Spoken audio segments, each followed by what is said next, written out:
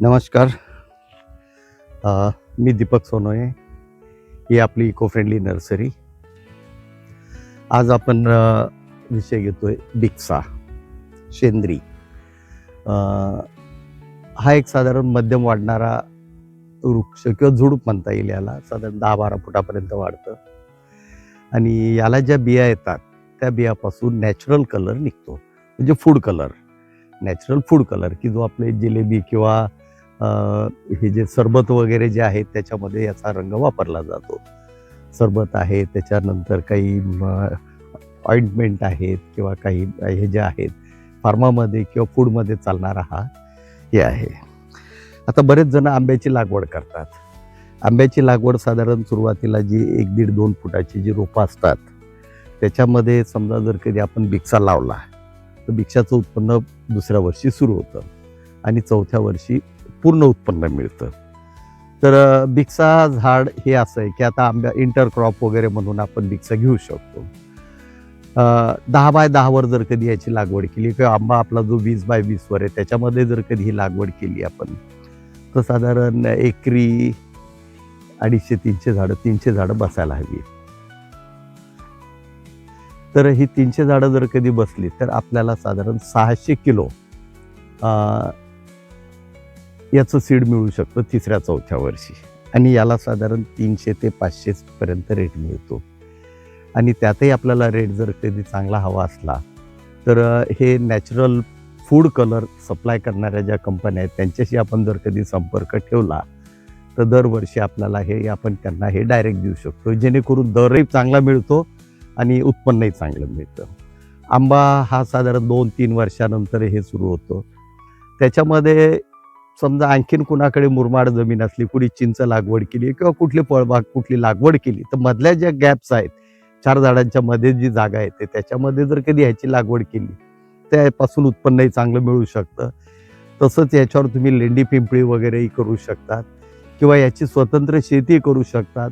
ज्यांना इसेन्शियल ऑइलमध्ये उतरायचं आहे आणि जे इसेन्शियल ऑइलमध्ये उतरत आहेत त्यांनी 10x10 वर लागवड करून याच्यामध्ये समजा जर कधी सिट्रोनिला लेमन ग्रास हे केलं तर त्यांना हे कारण हे झाड इतकं तेवढं दाट होत नाही की जेणेकरून ह्याची सावली तेवढी येईल.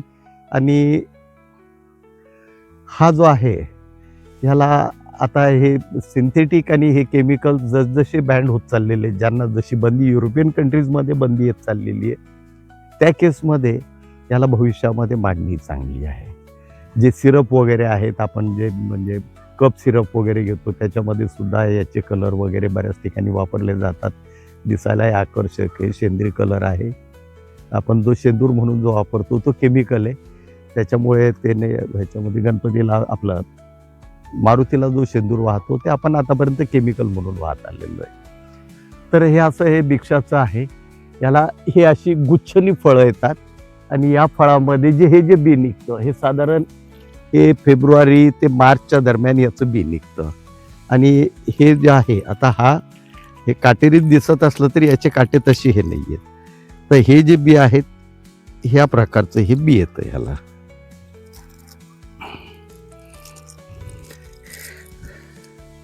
आणि हे बी ज्या वेळेस आपण पाण्यात हे केलं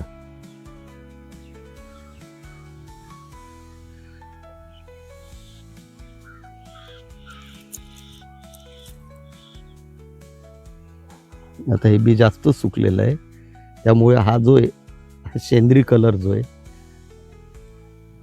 आणि याची एक प्रोसेस आहे, हे